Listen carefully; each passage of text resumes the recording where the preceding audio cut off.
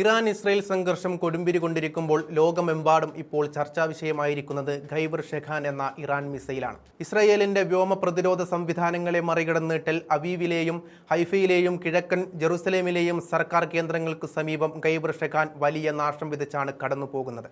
ഖൈബർ ഷെഖാൻ അഥവാ ഖൈബർ ബസ്റ്റർ എന്നു പേരുള്ള തങ്ങളുടെ മിസൈലാണ് ഈ ആക്രമണം നടത്തിയതെന്നാണ് ഇറാൻ അധികൃതർ വെളിപ്പെടുത്തിയിരിക്കുന്നത്. ഇതോടെയാണ് അന്താരാഷ്ട്ര മാധ്യമങ്ങളുടെ യുദ്ധവാർത്തകളിൽ ഖൈബർ ഷെഖാൻ ഇടം പിടിക്കുന്നത്. ഇസ്രയേലിൽ എവിടെയും ആക്രമണം നടത്താൻ അനുവദിക്കുന്ന റേഞ്ചുള്ള മിസൈലാണ് ഖൈബർ ബസ്റ്റർ. ഇറാനെതിരെ കടുത്ത നടപടിക്ക് ഇസ്രയേലിനെ തടയുന്നതിന് പിന്നിലും ഈ മിസൈലുകളിന്മേലുള്ള ഭയമാണ്. ഈ മിസൈലിന് ഇറാനും സമീപ മേഖലയിലുള്ള US ബേസുകളിലും ആക്രമണം നടത്താനുള്ള കഴിവുണ്ട്. 1400 കിലോമീറ്ററോളം റേഞ്ചുള്ള മിസൈൽ ഖര ഇന്ധനത്തിലാണ് പ്രവർത്തിക്കുന്നത്. അപാരമായ കൃത്യതയുള്ള മിസൈലിന് ഏതു മിസൈൽ കവച സംവിധാനങ്ങളെയും കീഴടക്കാനുള്ള ശേഷിയുണ്ടെന്നാണ് ഇറാൻ വാദിക്കുന്നത്. പൂർണ്ണമായും തദ്ദേശീയമായാണ് മിസൈൽ വികസിപ്പിച്ചത്. 4 മീറ്റർ നീളവും 1500 കിലോഗ്രാം ഭാരവുമുള്ളതാണ് ഈ മിസൈൽ. മണിക്കൂറിൽ 20,000 കിലോമീറ്റർ വരെ അന്തരീക്ഷ വേഗം കൈവരിക്കാൻ ഇതിനാകും. ഇതിനും എല്ലാമപ്പുറം വെറും 15 മിനിറ്റ് കൊണ്ട് പ്രവർത്തന സജ്ജമാക്കാവുന്ന മിസൈലാണ് ഇതെന്നാണ് ഏറ്റവും വലിയ പ്രത്യേകത. തിരിച്ചടിക്കാൻ മണിക്കൂറുകളുടെ തയ്യാറെടുപ്പുകൾ വേണ്ടെന്ന് സാരം. ലോഞ്ചിങ് പാഡിൽ എത്തിച്ചാൽ വെറും 15 മിനിറ്റ് കൊണ്ട് ഈ മിസൈൽ ലക്ഷ്യസ്ഥാനം നോക്കി പാഞ്ഞു തുടങ്ങും. ഇറാനും ഇസ്രയേലും തമ്മിലുള്ള ഏറ്റവും കുറഞ്ഞ അകലം 1000 കിലോമീറ്ററാണ്. മധ്യപൂർവ്വ മേഖലയിൽ ഏറ്റവും കൂടുതൽ മിസൈലുകളുള്ള രാജ്യവും ഇറാനാണ്. 20 തരം ബാലിസ്റ്റിക് മിസൈലുകളും മറ്റ് അനവധി ക്രൂയിസ് മിസൈലുകളും ഇതിൽ ഉൾപ്പെടുന്നെന്ന് International Institute of Strategic Studies വ്യക്തമാക്കുന്നുണ്ട്. 780 കിലോമീറ്റർ റേഞ്ചുള്ള ഖയാം, 1760 കിലോമീറ്റർ റേഞ്ചുള്ള ഗദർ 1 എന്നിവയൊക്കെ ഇറാന്റെ ദീർഘദൂര റേഞ്ച് മിസൈലുകളാണ്. എന്നാൽ ഇവയെല്ലാം വെല്ലുന്ന കൃത്യതയാണ് ഖൈബർ ഷെഖാനുള്ളത്.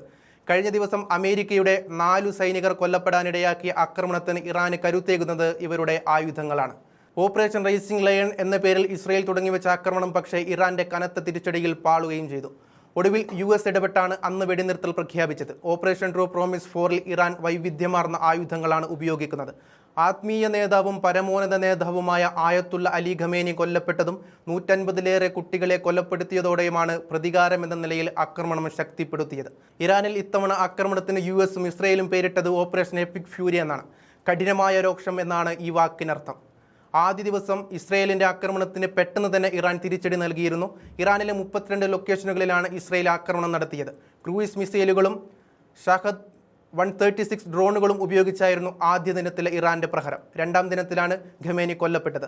ഇതോടെ ആയുധങ്ങളിലും ഇറാൻ മാറ്റം വരുത്തുകയായിരുന്നു. ഇമാദ് മിസൈലുകൾ ഉപയോഗിച്ച് കനത്ത നാശമാണ് പിന്നീട് ഇറാനിൽ നിന്നുണ്ടായത്.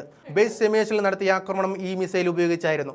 ആൾനാശവും ഇതോടെ വർദ്ധിക്കുകയായിരുന്നു. ഇറാന്റെ ശക്തമായ മിസൈൽ ആക്രമണം നേരിടാൻ കനത്ത സൈനിക സന്നാഹമാണ് USഉം ഇസ്രയേലും ഈ മേഖലയിൽ വിന്യസിച്ചത്. ഇത് മറികടന്നാണ് ഇറാൻ 9 രാജ്യങ്ങളിൽ ഇസ്രയേലിന്റെയും USന്റെയും സൈനിക താവളങ്ങളിലടക്കം ഒരേ സമയം ആക്രമണം നടത്തിയത്. ഇതിനും ഇവരെ സഹായിച്ചത് ഖൈബർ ഷെഖാൻ മിസൈലുകളാണ്. ഈ മിസൈലുകളുടെ ശേഖരം അവസാനിക്കാത്തിടത്തോളം കാലം ഇറാനെ പൂട്ടുവാൻ അമേരിക്കയും ഇസ്രയേലും നന്നേ വിയർക്കേണ്ടി വരുമെന്നും നയതന്ത്ര വിദഗ്ധർ ചൂണ്ടിക്കാട്ടുന്നുണ്ട്.